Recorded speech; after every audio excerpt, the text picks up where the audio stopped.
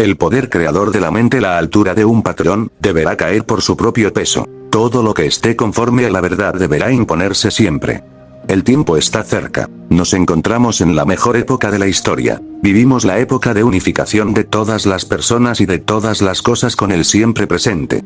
Las almas emancipadas de este planeta están construyendo en silencio el templo no edificado por manos humanas.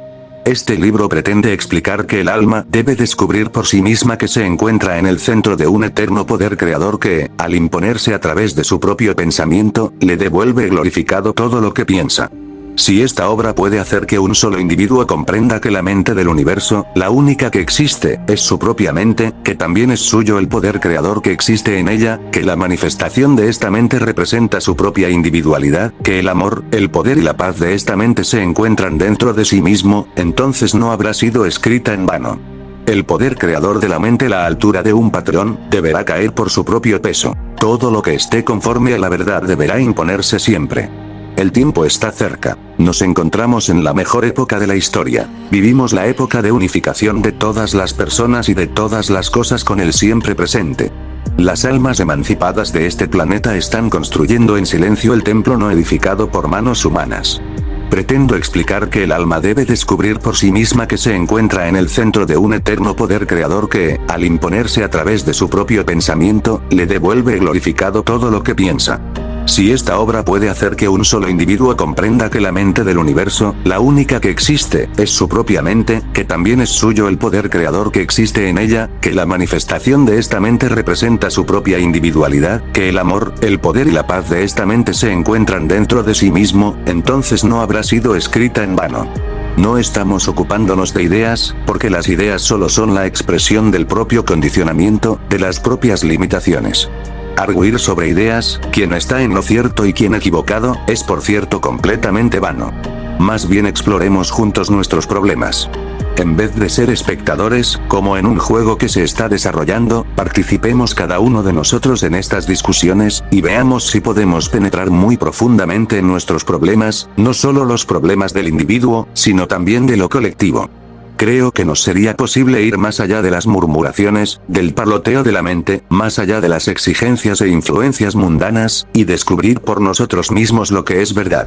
Y, al descubrir lo que es verdad, podremos estar con los muchos problemas que tiene cada uno de nosotros. Quizá podamos así discutir inteligentemente, despacio, tanteando, para captar de este modo todo el significado de la vida, de nuestra existencia, que es todo esto.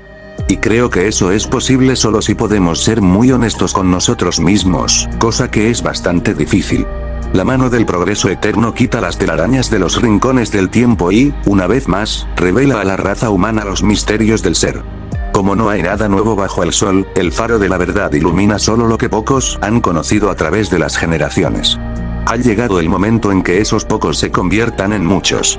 Todos, desde los muy pequeños hasta los más grandes, deben conocer la verdad para que el hombre pueda comprender las extraordinarias leyes que rigen su vida. El hombre debe aprender a controlar su propio destino, a sanar su cuerpo y a llenar de felicidad su alma. Es necesario que la ignorancia desaparezca para abrirle paso al entendimiento. El hombre ha de regirse solo por lo que encuentre dentro de sí mismo. Se están modificando credos, doctrinas, iglesias, instituciones, organizaciones y gobiernos, para que los individuos logren su realización. Existe un poder que opera desde el interior de todos ellos, para conseguir esta transformación. En el proceso de discutir deberíamos estar revelándonos a nosotros mismos, no a otro, para que por nuestra propia inteligencia, por nuestro propio pensar preciso, podamos penetrar en algo que realmente valga la pena. Creo que la mayoría de nosotros sabemos, no solo por los periódicos sino por nuestra propia experiencia directa, que se está realizando un tremendo cambio en el mundo. No me refiero al cambio que va de una cosa a otra, sino a la rapidez del cambio mismo, no solo en nuestra propia vida, sino en lo colectivo, lo nacional, en todos los diversos pueblos del mundo. Por lo pronto, las máquinas están haciendo cosas asombrosas. En muchas esferas, los cerebros electrónicos, las calculadoras, actúan con mucho mayor precisión y rapidez que nosotros los seres humanos. Y se está investigando cómo hacer máquinas que a su vez hagan funcionar a otras máquinas, sin la intervención del hombre. Se va, pues, eliminando poco a poco al hombre. Esas máquinas funcionan bajo el mismo principio que la mente humana, el cerebro humano. Quizá con el tiempo compongan, escriban poemas, pinten, tal como se ha enseñado al mono a pintar cuadros, etc. Hay una extraordinaria oleada de cambio, y el mundo jamás volverá a ser como ha sido para nosotros. Creo que todos somos conscientes de eso. Pero de lo que no estoy nada seguro es de que nos demos cuenta de nuestra relación individual con todo ese proceso, porque consideramos el conocimiento como una cosa inmensamente importante. Adoramos el conocimiento. Pero las máquinas son capaces de un conocimiento enormemente mayor. Este es un aspecto del problema. El poder creador de la mente a la altura de un patrón, deberá caer por su propio peso. Todo lo que esté conforme a la verdad deberá imponerse siempre. El tiempo está cerca. Nos encontramos en la mejor época de la historia. Vivimos la época de unificación de todas las personas y de todas las cosas con el siempre presente.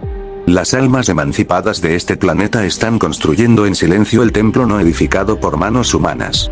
Este libro pretende explicar que el alma debe descubrir por sí misma que se encuentra en el centro de un eterno poder creador que, al imponerse a través de su propio pensamiento, le devuelve glorificado todo lo que piensa.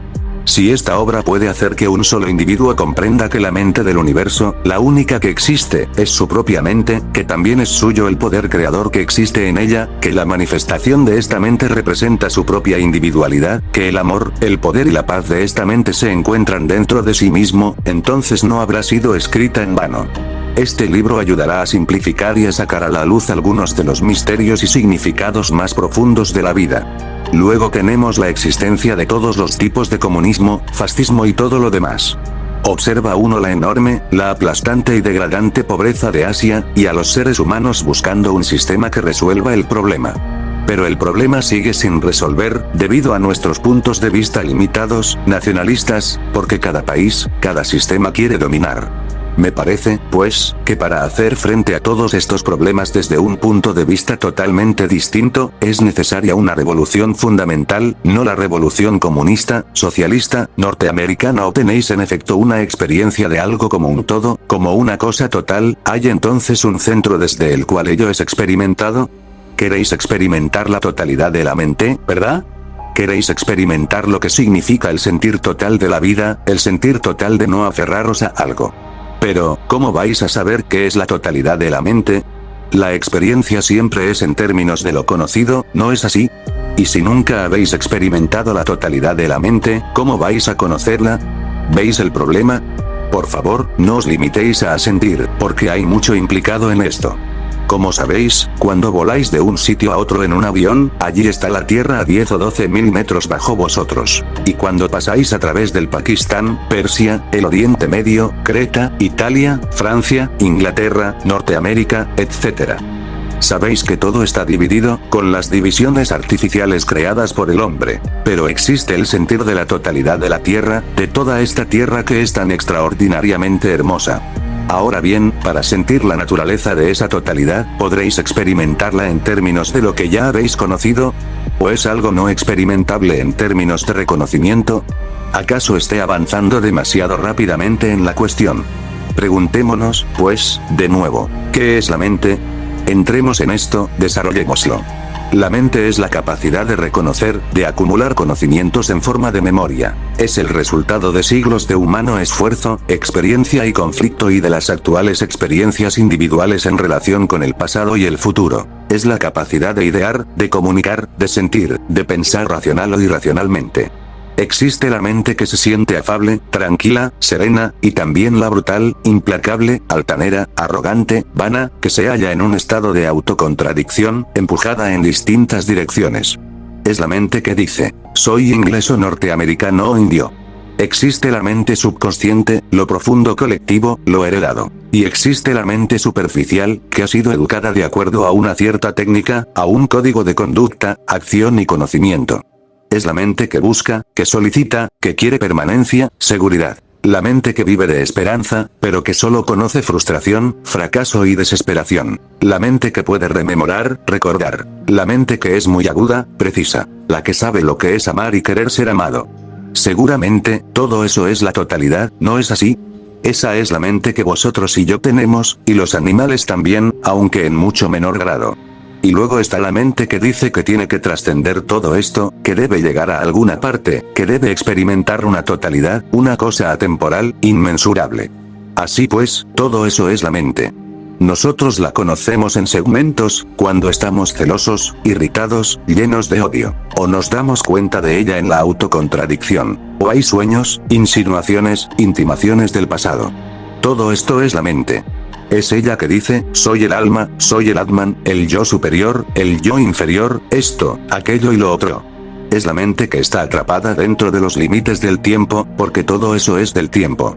Y es la mente que es esclava de las palabras, como los ingleses son esclavos de las palabras la reina, el Cristo. Y el indio lo es de su serie de palabras. Y el chino, los comunistas, de las suyas y así sucesivamente. Así pues, comprendiendo todo esto, ¿cómo procedéis? ¿Qué es en realidad la mente? Lograr cierto resultado, mediante la práctica, la disciplina, el control, la dominación implacable, todo eso no es más que la continuidad de la misma cosa en otra forma. Y el cambio progresivo, evolucionarlo, ese acabóse también, hemos terminado con él. El único cambio es el cambio radical, inmediato. ¿Cómo hará la mente para llegar a ese cambio, de manera que haya eliminado su condicionamiento, sus brutalidades, sus estupideces, sus temores, su culpabilidad, sus ansiedades, y que sea nueva? Yo digo que ello es posible, no por el procedimiento analítico, no por la investigación, el examen y todo eso. Digo que es posible dejar limpia la pizarra de golpe, en el instante. No interpretéis esto como la gracia de Dios. No digáis, no es posible para mí, pero puede serlo para algún otro, porque entonces no estaremos haciendo frente a la cuestión, sino eludiéndola. Por eso dije al principio que necesitamos un pensar muy claro y preciso, un inquirir implacable. Interlocutor. En cuanto a esta limpieza instantánea, seguramente que en ella no puede haber pensamiento alguno. Krishnamurti. ¿Pero cómo se va a hacer? ¿Cuál es la acción? ¿Comprendéis, señor, lo que quiero decir? Sabéis muy bien lo que está pasando en el mundo. Probablemente mejor que yo, porque no leo periódicos, no los estudio. Pero viajo y veo personas, tanto importantes como insignificantes, y escucho. Sabéis que tiene que haber una tremenda revolución dentro de uno mismo, para hacer frente al reto de este caótico y embrollado mundo. Digo que eso es posible, y me gustaría, si puedo, sin impedir vuestra discusión, continuar inquiriendo en este sentido. Producir un cambio radical, ¿no es este vuestro problema, tanto si sois jóvenes como si sois viejos? ¿Cómo vamos, pues, a abordar este asunto? Interlocutor. Eso parece ser algo que tratamos de captar sin poderlo hacer, Krishnamurti. Cuando tratamos de comprender, cuando tratamos de captar algo, por cierto, estamos ya traduciendo esto en términos de lo viejo. Señor, ¿no tenéis que ver muy claramente si este es vuestro problema? Si os estoy imponiendo el problema, entonces habrá un estado de contradicción entre vos y yo. No impongo, no hago más que exponer el problema. Si no lo veis, discutámoslo. Pero si lo veis, entonces es vuestro problema, no el mío. Entonces hay relación entre vos y yo. Entonces estamos en contacto uno con otro para descubrir la respuesta. Y si no es vuestro problema, entonces digo, ¿por qué no lo es? Por favor, mirad lo que está ocurriendo en el mundo. Hay cada vez más exterioridad. Las cosas exteriores se están volviendo más y más importantes. Ir a la luna, ¿quién ha de llegar allá primero? Ya sabéis todas las cosas infantiles que se están volviendo enormemente importantes. Así pues, si este es un problema para todos nosotros, entonces ¿cómo respondemos a él? ¿Cómo lo encaramos? Interlocutor. Solo podemos decir que no sabemos. Krishnamurti. Cuando decimos no sé, ¿qué queremos decir? Interlocutor. Quiero decir eso, justamente. Krishnamurti. No, perdonad, no haceréis decir eso. Voy a aclararlo un poquito, porque hay diferentes estados de saber y no saber. Si se os hiciera una pregunta familiar, responderíais inmediatamente, ¿no es así? Como estáis familiarizados con ella, vuestra respuesta es instantánea. Si se os preguntara algo más complicado, os tomaría un tiempo responder. Y el intervalo entre la pregunta y la respuesta es el proceso del pensar, ¿verdad? Este pensar es un buscar en la memoria para encontrar la respuesta. Esto es evidente. No es una cosa complicada esto de que hablo, es muy sencilla. Luego, si se hiciera otra pregunta aún más complicada, a la que por el momento no sabríais responder, diríais, no sé. Pero estaríais esperando, aguardando para descubrir la respuesta, ya sea en las reservas de vuestra propia memoria, o que algún otro os lo diga. De modo que, cuando decís, no sé, ello significa que aguardáis, esperando descubrir. Ahora bien, solo un momento, podéis honestamente decir, no sé, ¿qué significa que no hay expectación, que no recurrís a la memoria? Hay, pues, dos estados cuando se trata de saber cómo puede haber una mente nueva. Podéis decir, no sé, queriendo significar que esperáis que yo os lo diga. O, efectivamente no sabéis, y por lo tanto no hay expectación, no hay el querer experimentar algo. Y esto puede ser lo esencial. Retrocedamos un poco, porque creo que es importante comprender qué se entiende por hablar, percibir, ver, observar. ¿Cómo vemos realmente algo? Interlocutor. A mí me parece que solo podemos ver a través de palabras. Krishnamurti, ¿comprendéis mediante palabras? Desde luego que usamos palabras para comunicarnos, de modo que me podáis hablar y yo pueda hablaros. Mas eso no es esclavizarse a las palabras. ¿Somos conscientes de lo esclavizados que estamos a las palabras? Las palabras, inglés, Rousseau, Dios, amor, ¿no somos esclavos de esas palabras? Y siendo esclavos de las palabras, ¿cómo podríais comprender algo que es total, que no está contenido dentro de una palabra? Como soy esclavo de la palabra amor, esa palabra tan mal usada, corrompida, dividida en sexual y divino, puedo comprender la naturaleza total de lo que él es, que tiene que ser una cosa asombrosa. Todo el universo está contenido en el sentido, en el significado de esa palabra. Muy infortunadamente, como veis, somos esclavos de las palabras y tratamos de alcanzar algo que está más allá de las palabras. Extirpar, destruir las palabras y estar libres de ellas da extraordinaria percepción, vitalidad, vigor. ¿Y toma tiempo el libraros de las palabras? Decís, tengo que pensar primero sobre yo, o, tengo que practicar la alerta percepción, o, leeré a Bertrand Russell. ¿O es que veis efectivamente que una mente esclava de las palabras es incapaz de mirar, de observar, de sentir, de ver? Y por consiguiente, esa misma claridad, esa verdad misma destruye el servilismo. Interlocutor. Uno puede ver por un instante, pero luego la mente interviene otra vez. Krishnamurti. ¿Veis por un instante que el nacionalismo es venenoso, y luego volvéis a él? ¿Nos damos cuenta que somos esclavos de la palabra? El comunista es esclavo de las palabras Marx, Stalin, etc. Y el llamado cristiano es esclavo del símbolo, la cruz, y todo el juego de las palabras relativas a eso. Id a Roma, id a cualquier parte, y todo lo que hay es la palabra. ¿Y acaso somos esclavos también de la palabra mente? Rendimos culto a la mente, y toda nuestra educación es el cultivo de la mente. Y por cierto, lo que estamos tratando de descubrir es la totalidad de algo, que no es la palabra, el sentir que uno abarca la totalidad de la cosa sin la barrera de la palabra. Decíamos la última vez que nos reunimos, que tiene que efectuarse una gran revolución, no solo por causa de la espantosa situación del mundo, sino también porque es imperativo que la mente humana esté libre para descubrir lo que es verdadero. Me parece que es esencial producir una mente nueva, una mente que no esté limitada por la nacionalidad, por las religiones organizadas, por la creencia, por ningún dogma particular, ni por las limitaciones de la experiencia. Es urgente, por cierto, producir un estado creativo, que no sea simplemente la capacidad de inventar, de pintar, escribir, etc. Sino creador en un sentido mucho más profundo y amplio. Nos preguntábamos cómo es posible producir semejante revolución y qué acción es necesaria, y espero que podamos continuar en esta línea de investigación. Hemos tratado, ¿verdad?, de descubrir qué hay que hacer, incorporándonos a diversos grupos, asistiendo a varias escuelas de pensamiento y meditación. Sentimos la necesidad de descubrir qué hay que hacer, no solo en la vida diaria, sino que también queremos saber si hay un modo de acción, en el sentido mucho más amplio de esta palabra, de una naturaleza total, no solo en un momento dado. Creo que es bastante obvio que la mayoría de nosotros anhelamos descubrir lo que hay que hacer. Y tal vez sea por eso que estáis aquí, y por lo que pertenecéis a tantos grupos, sociedades y organizaciones religiosas. Para descubrir qué pensar y qué hacer. Para mí, ese no es el problema en modo alguno. La demanda del qué hacer, la demanda de una línea de conducta, de un particular modo de vida, es realmente muy perjudicial para la acción. Implica, ¿no es así?, un sistema que podáis seguir día a día, a fin de alcanzar una meta determinada, un determinado estado de ser. Viviendo como vivimos en este mundo loco, caótico, despiadado, tratamos de encontrar, a través de toda la confusión, una manera de vivir, un modo de acción que no nos cree más problemas. Y cito que para comprender toda esta cuestión realmente a fondo, tiene uno que comprender el esfuerzo, el conflicto y la contradicción. La mayoría de nosotros vivimos en un estado de contradicción con nosotros mismos, no solo colectiva sino también individualmente. Espero no estar haciendo afirmaciones absolutas, pero creo que es más o menos exacto que nosotros muy rara vez conocemos momentos en que no haya conflicto, ni contradicción en nuestro interior. No sabemos de un estado en que la mente esté por completo en calma, y en que esa misma calma sea en sí acción. La mayoría de nosotros vive en contradicción, y de esta contradicción viene el conflicto. Y nos interesa saber cómo estar libres de este conflicto no solo exterior sino también interiormente.